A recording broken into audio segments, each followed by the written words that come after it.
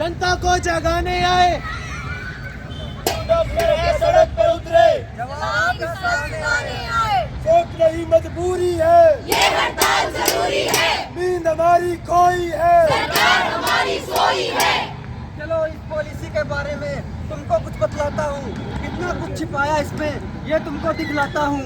देखो देखो सीएम आया।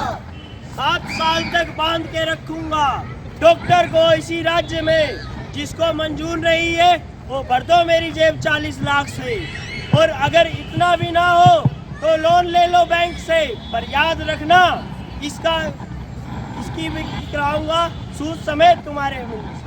चलो अब सीएम सर कह रहे हैं तो जॉब की गारंटी तो लेते होंगे, एमबीबीएस के बाद एक अच्छी नौकरी तो देते होंगे। रुको भाइयों, क्या हम अब भी इस सरकार से एक अच्छी जॉब की उम्मीद रख सकते हैं? अरे इतनी तो इनके पास वैकेंसी भी नहीं है जिससे हम हर साल डॉक्टर बनते हैं। बेरोजगार के बाजार में सबसे वोट को उतारा है। न जाने इस सरकार ने कितने सपनों को उजाड़ा है, कितने सपनों को उजाड़ा है। गुस्सा तो उस समय भी आया था, आवाज उठाने का इरादा उस टाइम भी था, पर कोविड के कारण रुक गए, ये हमारी मजबूरी थी। उस टाइम तो करा लिया एडमिशन, एफिडेविट की मीठी गोली देकर। 60% फीस बढ़ाकर तुम्हारा पेट नहीं भरा था, जो अब 40 लाख की पॉलिसी लेकर आ गए। इस साल तो भाई हद ही कर दी इसने, एफिडेविट तो छोड़ो 40 लाख फीस ही कर दी इसने। एडमिशन से पहले पैसे दे दो इनको, कहते हैं पैसे दो एडमिशन लो, पैसे दो एडमिशन लो, पैसे दो एडमिशन लो, पैसे दो एडमिशन लो। सुनो।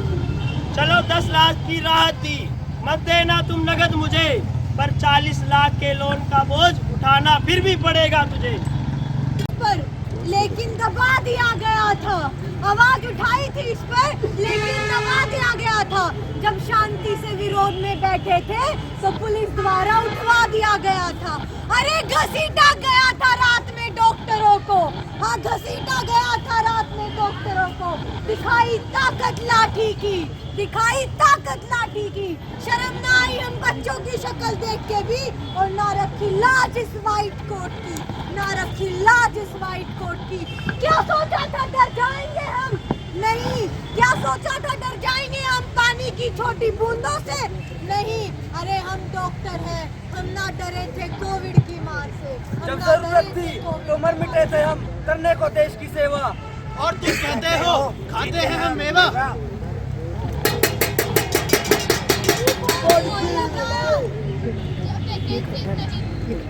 क्यों बॉन्ड ये लगाए जब वैकेंसी दे ना पाए, आवाज उठाए कोई बहुमत बनाए। तेरा वोट तेरी शर्त, तू ही रख, तू ही रख, साडा हक, ऐसे रख, साडा हक, ऐसे रख, साडा हक, ऐसे रख, साडा हक, ऐसे रख। We want justice, we want justice, we want justice। Khattar सरकार हमें बताए, 40 लाख कहाँ से लाए? खट्टर सरकार हमें बताए, 40 लाख कहाँ से लाए? खट्टर सरकार हमें बताए। 40 लाख कहाँ से लाए? बॉन्ड पॉलिसी वापस लो, बॉन्ड पॉलिसी वापस लो, बॉन्ड पॉलिसी वापस लो, बॉन्ड पॉलिसी। वापस लो। जिस पुलिस कार्रवाई की यहाँ पर बात हो रही है, आप सबको शायद आपने न्यूज के माध्यम से ये चीज देखी होगी कि 5 तारीख को पीजीआई कैंपस के अंदर लगभग 600 मेडिकल स्टूडेंट्स को, जो कि पीसफुली अपने कैंपस में प्रोटेस्ट के लिए शांतिपूर्ण तरीके से बैठे थे, उन स्टूडेंट्स को रोहतक पुलिस ने जबरन पुलिस वैन्स में बिठाकर शहर के 6 थानों के अंदर डिटेन किया था। बिना किसी रीजन के विद्यार्थियों को 10-12 घंटों तक डिटेन रखा गया, और उसके बाद भी स्टूडेंट्स को, जब स्टूडेंट्स काउंसलिंग प्रक्रिया का समर्थन करने के लिए गुड़गांव जा रहे थे, वहां पर भी स्टूडेंट्स को पुलिस के द्वारा अनलॉफुल तरीके से उनकी मूवमेंट को रिस्ट्रिक्ट करा गया। लेकिन हम भी ये बता देना चाहते हैं कि अगर हम शांतिपूर्ण ढंग से प्रदर्शन कर रहे हैं, ये हमारा कॉन्स्टिट्यूशनल राइट है, पुलिस इसे नहीं दबा सकती। आज यहाँ पर स्टूडेंट्स आपके बीच में मजबूर हुए हैं आने के लिए, ताकि शिक्षा बचाई जा सके, मेरिट बचाई जा सके। कोई भी गरीब मिडिल क्लास के बच्चे को एक जो रैंक लेकर आता है, मेरिट लेकर आता है, उसके ऊपर इस तरह से 40 लाख रुपए काले बादल नहीं छाने चाहिए। उसको भी ये अधिकार है कि वो अपनी रैंक और मेरिट के दम पर वहां पर सरकारी मेडिकल कॉलेज में दाखिला ले सके सरकारी फीस भरकर। इसीलिए एक हमारा छोटा सा प्रयास था आप लोगों के सामने ये चीज रखने का कि हरियाणा प्रदेश के अंदर जो बोर्ड पॉलिसी का एजिटेशन चल रहा है वो मसला क्या है, आखिर स्टूडेंट्स मजबूर क्यों हैं कि आज उनको 10-12 दिन तक अपने कॉलेज में प्रोटेस्ट करने के बाद आखिरकार पब्लिक प्लेसेस में उतरना पड़ रहा है। स्टूडेंट्स की कुछ मजबूरी ही है कि वो आज आपके सामने यहाँ पर आ रहे हैं। हम आते रहेंगे, हम दोबारा आएंगे, क्योंकि हम शिक्षा बचाने के लिए खड़े हैं, हम मेरिट बचाने के लिए खड़े हैं और इस मेरिट को बचाना हमारा दायित्व है, क्योंकि ये संस्थान भी हमारे हैं। ये तो सही, आप ये क्यों कहते हो कि नौकरी देने की गारंटी हमारी नहीं है? दूसरी बात, कहीं पर भी किसी भी राज्य के अंदर स्टूडेंट को 7-7 साल तक काम करने के लिए फोर्स नहीं किया जाता, 1 साल ज्यादा से ज्यादा 2 साल। लेकिन यहां पर हरियाणा सरकार ऐसी नीति बना रही है कि 7 साल तक एक तरीके से स्टूडेंट को बंधुआ मजदूरी के रूप में बांधा जाएगा, पैसे पहले लिए जाएंगे। इस चीज की वजह से जो परिणाम हो रहे हैं वो ये हो रहे हैं कि हरियाणा प्रदेश के जितने भी होनहार बच्चे हैं, जो गरीब मिडिल क्लास के परिवारों के बच्चे हैं, जो 2-2, 3-3 साल एलन में, आकाश में, कोटा जा जाकर कोचिंग लेते हैं, वो सभी स्टूडेंट्स ये तरीका ढूंढ रहे हैं कि हरियाणा की मेडिकल कॉलेजेस से कैसे बाहर भागा जाए। मैं आप सब लोगों से एक बात पूछना चाहता हूं, यहाँ पर सभी लोग जितने भी सज्जन खड़े हैं, आप हमारे माता पिता जैसे हैं, आपके भी परिवारों के अंदर बच्चे तैयारियां कर रहे होंगे, आपके भी परिवारों के अंदर किसी बच्चे ने 2 साल से कुछ कोचिंग ले रहा होगा, कोई कोटा होगा, कोई दिल्ली होगा, कोई आकाश में होगा, कोई एलन में होगा। क्या उन बच्चों के लिए आप ये नहीं चाहते कि हरियाणा राज्य की, हमारे अपने प्रदेश की मेडिकल कॉलेजों की सीटों पे उन बच्चों का राइट होना चाहिए? एक वर्ड होता है जिसे कहते हैं डोमिसाइल। डोमिसाइल का मतलब होता है जो मेरा स्टेट है उस स्टेट की मेडिकल कॉलेजेस के अंदर मेरा राइट है, जिसको स्टेट कोटा कहा जाता है। उस स्टेट कोटा के ऊपर हमारा अपना अधिकार है। रोहतक की कॉलेज है, करनाल की कॉलेज है, मेवात की कॉलेज है, उन पे हमारा राइट है, क्योंकि हमने हरियाणा प्रदेश के अंदर जन्म लिया है। हम क्यों बाहर जाएं? हम क्यों ये सोचें कि हमें कहीं बाहर का कॉलेज मिल जाए इस दबाव के अंदर कि यहाँ पे जो है शर्तें सरकार ने इतनी गलत बना दी है। जब यहाँ के होनहार बच्चे, जब रोहतक का बच्चा रोहतक में दाखिला नहीं लेना चाहता तो धिक्कार है इस बात के ऊपर। जब करनाल का बच्चा करनाल की कॉलेज के अंदर दाखिला नहीं ले सकता तो धिक्कार है इस बात के ऊपर। जो प्रदेश के इंटेलिजेंट बच्चे हैं, अगर वो बाहर भागेंगे, कल को आपको डॉक्टर कहां से मिलेंगे, कल को आपको सर्जन कहां से मिलेंगे, कल को आपको स्पेशलिस्ट कहां से मिलेंगे? आपके पास फिर एक ही रास्ता रह जाएगा कि मेदांता में जाओ, फोर्टिस में जाओ, अपोलो में जाओ, ना कि पीजीआई में जाओ। क्योंकि पीजीआई के अंदर तो वो आएंगे जिनके पास मेरिट नहीं है, पीजीआई के अंदर तो वो आएंगे जो लाखों रुपए जेबों में लेके बैठे हैं। आज से पहले आपने ऐसे भी बहुत लोग मेडिकल में, ओपीडी में रोज इलाज करवाने के लिए चाहते होंगे। आप इसीलिए जाते हो क्योंकि वहां पे जो डॉक्टर बैठे हैं उन लोगों के ऊपर आपका विश्वास है कि ये क्वालिफाइड है, ये डिग्री इनकी जो है उसकी वैल्यू है, ये मेरिट के थ्रू आए हैं, ये एक अच्छे इंस्टीट्यूट के अंदर पढ़ के आए हैं। इसीलिए कहा जाता है पीजीआई को हरियाणा का बेस्ट मेडिकल कॉलेज। अगर वहां पे आने वाले स्टूडेंट्स, कम मेरिट वाले बच्चे आएंगे, वहां पे 200-200 नंबर वाले बच्चे एडमिशन लेंगे, आप एक बात बताइए,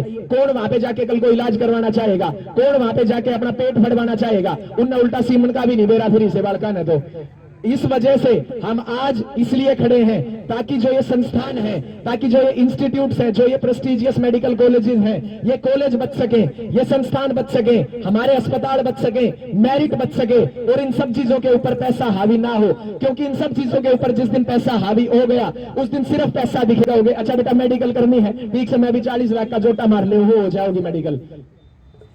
इस वजह से हम आज यहाँ मजबूर हुए हैं कि पब्लिक के आगे हम इस तरह की समस्याएं रखें, क्योंकि पब्लिक आमतौर पे डॉक्टरों की, मेडिकल स्टूडेंट्स की समस्याओं के साथ डिस्कनेक्टेड रहती है। हम भी आप जैसे परिवारों से ही आते हैं। यहाँ जो बच्चे खड़े हैं, कोई सिरसा का है, कोई पंचकुला का है, कोई रेवाड़ी का है, कोई कैथल का है। हमने भी इसी प्रदेश के अंदर, हमने भी यहाँ इंस्टीट्यूट के अंदर यही सोचकर एडमिशन लिया था कि हम अपने प्रदेश के बेस्ट मेडिकल कॉलेज के अंदर जा रहे हैं। हम यहाँ पे जाके कल को एक अच्छी डिग्री करके अपने स्टेट के अंदर सर्विस करेंगे। यहाँ कोई बच्चा आते ही ये नहीं सोचता कि मैं इंग्लैंड भाग जाऊं, मैं कनाडा भाग जाऊं। हमने कोई बिजनेस थोड़ी करना है। मेडिकल प्रोफेशन में जो बच्चा आता है वो सिर्फ और सिर्फ सेवा के भाव से आता है, और जो गवर्नमेंट मेडिकल कॉलेज के अंदर आता है मेरिट के थ्रू, नीट की परीक्षा के थ्रू, वो तो बिल्कुल ही सेवा के भाव से आता है, क्योंकि वो पैसा देके नहीं आया है। जो प्राइवेट मेडिकल कॉलेजों में बच्चे पढ़ते हैं वो 20-20 लाख रुपए एक साल की फीस देते हैं। उन बच्चों के अंदर ना सेवा का भाव होता है, उनके अंदर होता है मेवा का भाव, जो मुख्यमंत्री जी कहते हैं। क्योंकि उनकी भी गलती नहीं है। आप एक बच्चे से एक साल के 20 लाख रुपए फीस के लेंगे, आप कैसे उम्मीद रख सकते हैं कि कल को वो बच्चा आपको सस्ते रेट्स पे, सस्ती कंसल्टेशन फीस पे, सस्ती ओपीडी फीस पे आपका इलाज करेगा? क्यों करेगा भाई?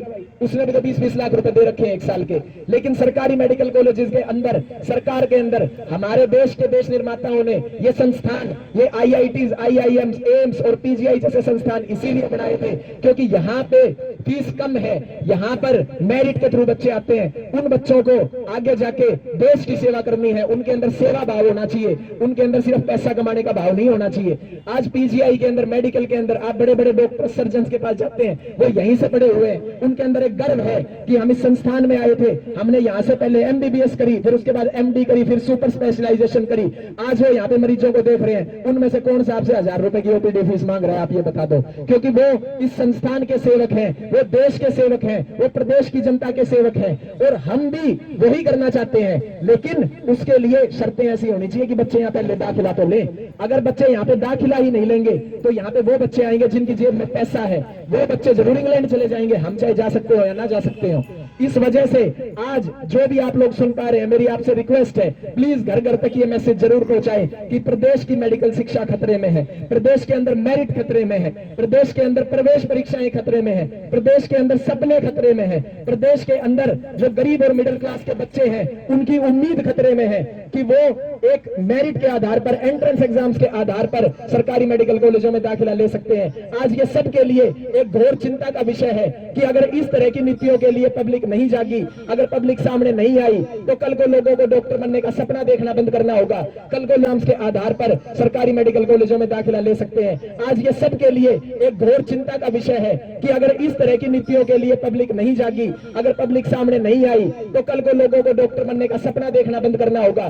कल को लोगों को ये बात बिल्कुल अपने सपनों का दमन करना होगा कि हम सरकारी मेडिकल कॉलेजेस में पढ़ सकते हैं। आप सभी लोगों से मेरी अपील है, जितने भी लोगों ने हमें देखा, आप प्लीज ये बात अपने घर घर तक ले जाएं, अपने साथी समूहों में, अपने व्हाट्सएप ग्रुप्स में, अपनी कम्युनिटी में, अपनी कॉलोनी में इस चीज के ऊपर चर्चा छेड़ें कि जो प्रदेश के मेडिकल स्टूडेंट्स पिछले 10 दिन से धरने पे हैं, वो इन संस्थाओं को बचाने के लिए धरने पे हैं, वो इस यहाँ पे मेरिट को बचाने के लिए धरने पे हैं। कल को आपका भी बच्चा जो आज 5वीं क्लास में है, जो आज 4थी क्लास में है, आजकल पेरेंट्स 5वीं क्लास में सोचना शुरू कर देते हैं किसने एलन में भेजूंगा, रेजोनेंस में भेजूंगा, आकाश में भेजूंगा। आप इसीलिए सोच पाते हैं क्योंकि आपका प्रवेश परीक्षाओं पे विश्वास है। वो विश्वास आज ये सरकार खत्म करना चाहती है। खट्टर साहब कहते हैं मैं तो कम मेरिट वालों को रख लूंगा। ये संस्थान खट्टर साहब के घर के नहीं है, ये संस्थान इस देश की जनता के हैं। यहाँ पर वो आएगा जिसके पास मेरिट है, यहाँ पर वो आएगा जिसके पास नंबर है, ना कि वो जिसके पास 40 लाख है।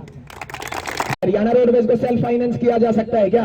इंडियन रेलवेज को सेल्फ फाइनेंस किया जा सकता है। भारतीय रेल में आज भी आप यहां से दिल्ली जाते हैं 40-45 रुपए में, 40-45 रुपए में वहां पे पहुंचना संभव नहीं है। लेकिन वो रेलवे सरकार चला रही है, इस वजह से वहां पे वो संभव है कि आप 45 रुपए में दिल्ली पहुंच सकते हैं। इसी तरह से आज पहले इन्होंने इंडियन एयरलाइंस को वो कर दिया, आगे ये कह रहे हैं PGI जैसे संस्थानों को हम प्राइवेटाइज करेंगे। फिर बच क्या जाएगा, फिर रह क्या जाएगा आखिरकार यहाँ पे? फिर मतलब क्या रह जाएगा सरकार की स्वास्थ्य का? एक तरफ कहते हैं हम स्वास्थ्य घर घर तक पहुंचाएंगे, घर घर तक प्रधानमंत्री आयुष्मान योजना पहुंचाएंगे। अरे आयुष्मान योजना तो पहुंचा दोगे, लेकिन उस आयुष्मान योजना में इलाज तो हम डॉक्टर कराएंगे।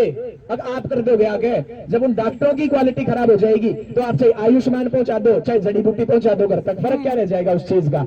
इस तरह की सोच ये दर्शाती है कि हमारे जो इंस्टीट्यूट्स हैं, कल को ये सरकार उनको भी प्राइवेटाइज कर सकती है। हमारे जो ये संस्थान है, जो ये 60-70 सालों से चल रहे हैं, हमारे जो प्रदेश की जनता PGI OPD के अंदर जब हम बैठते हैं ना पोस्टिंग में, वहां पे सिर्फ वो मरीज आता है जो जरूरतमंद होता है। वहां पे बड़े घरों के लोग नहीं आते मेडिकल में दिखाने। ऐसे ऐसे लोग आते हैं जो बिल्कुल लाचार हैं, जो ना उम्मीद हैं, जिनके कई तो आते हैं जिनके साथ कोई दिखाने वाला नहीं होता। ऐसे ऐसे लोग प्रदेश के कोनों से आते हैं, बिल्कुल गरीब तबका आता है PGI के अंदर। ये बात हमें पहले दिन हमारे टीचर बताते हैं कि आप इस संस्थान के अंदर आए हो तो आप यहाँ पे अंबानी अडानी का इलाज करने के लिए नहीं आए हो, आप यहाँ पे गरीब तबके का इलाज करने के लिए आए हो।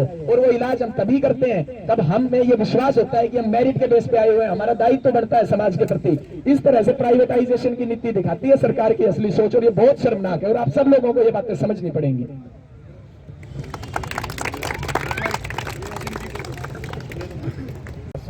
वार्ड नंबर 11, और जो ये हमारे स्टूडेंट जो ये MBBS डॉक्टर बनने की सोच रहे हैं, इनके पैरों के अंदर जो है ना एक प्रकार का जकड़ दिया इन लोगों को कि ये पढ़ ना सके।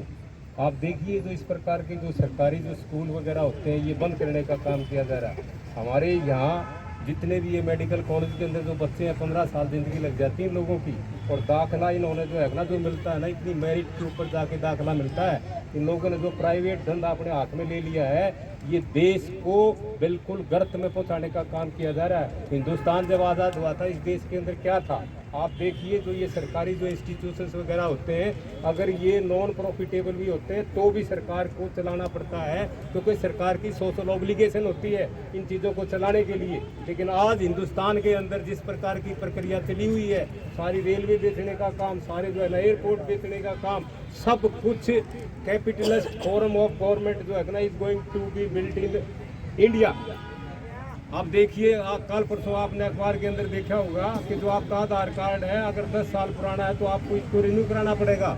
आप किसी उसके अंदर चले जाओ फैमिली आईडी करवाने के लिए, आपको प्रॉपर्टी आईडी के लिए चले जाओ, आप लोगों को बांध के रखा हुआ है कि भी ताकि आप जो सरकार काम कर रही है अपना काम करते जाए, अपना मकसद पूरा करते जाए। इसी प्रकार से जो हमारे ये स्टूडेंट हैं जो MBBS के अंदर दाखिला लेते हैं, इनके माँ बाप की जो है ना सारी जिंदगी की कमाई कर्जे के अंदर जो है ना वो माँ बाप पैदा होते कर्जे के अंदर मर जाते हैं। हमारे गरीब बच्चे इतनी मेहनत करके यहाँ आते, ये सिर्फ अपना काम जो है ना ये कैपिटलिस्ट जो आदमी है इनको तो एडमिशन मिल जाएगा कहीं भी डोनेशन दे के 10, 15, 20 लाख रुपया, इनके पास तो हजारों करोड़ रुपए की संपत्ति है। लेकिन हमारे ये बच्चे कहाँ जाएंगे, ये छोटे छोटे बच्चे जिनको एडमिशन मिला हुआ, इन माँ बाप की उम्मीदें कहाँ जाएंगी। ये सरकार बिल्कुल गलत काम कर रही है। हम टोटली जहाँ भी आप बेटे आपका समर्थन होगा हम आपके साथ होंगे, मैं सबसे आगे आपके सामने आऊँगा। कोई धरना दोगे, किसी भी प्रकार का कुछ दोगे, हम बिल्कुल आपके साथ में, आपके साथ जाति की जा रही है। हमारी जो हरियाणा सरकार है और हमारी जो केंद्र सरकार है वो टोटली गलत काम करने लग रही है। और ये लोग जो आज सोए हुए हैं, कल इनको भी ये परेशानी होगी। हर एक चीज के ऊपर कहीं GST लगा दिया, अनाज के ऊपर लगा दिया, खाने की चीजों के ऊपर। अरे आपके मर्द जब जो है ना जब आपका मुर्दा जाता है उसके कफन के ऊपर भी इन लोगों ने GST लगा दी है। ये क्या काम करेंगे आप लोगों का, ये बहुत गलत काम कर रहे हैं। हिंदुस्तान जब आजाद हुआ था इस देश के अंदर कुछ भी नहीं था, इन लोगों ने पता नहीं क्या क्या चीजें पैदा की थी, रेलवे पैदा की थी इन लोगों ने, एयरपोर्ट पैदा किए थे इन लोगों ने, ऐसे ऐसे इंस्टीट्यूशन IIM IIT वगैरह लेके आए थे। आज क्या लेके आए ये सारा बेचने का काम कर रहे हैं। प्राइवेट लोग के हाथ में अगर कोई चीज चली जाएगी तो वो कहाँ जाएगी। आपने कोरोना काल देखा होगा, PGI क्या जाता है उसके कफन के ऊपर भी इन लोगों ने GST लगा दी है। ये क्या काम करेंगे आप लोगों का, ये बहुत गलत काम कर रहे हैं। हिंदुस्तान जब आजाद हुआ था इस देश के अंदर कुछ भी नहीं था, इन लोगों ने पता नहीं क्या क्या चीजें पैदा की थी, रेलवे पैदा की थी इन लोगों ने, एयरपोर्ट पैदा किए थे इन लोगों ने, ऐसे ऐसे इंस्टीट्यूशन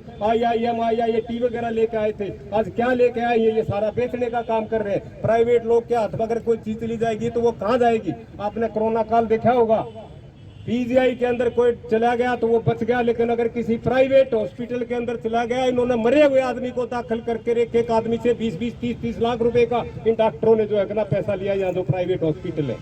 और इन लोगों ने आज आप यह जो रियल एस्टेट या रोहतक के अंदर इतने भारी जो दाम हो रहे, इन लोगों के पास है ना प्रॉपर्टी आई हुई है। किन के पास, ये जो प्राइवेट हॉस्पिटल बैठे हुए।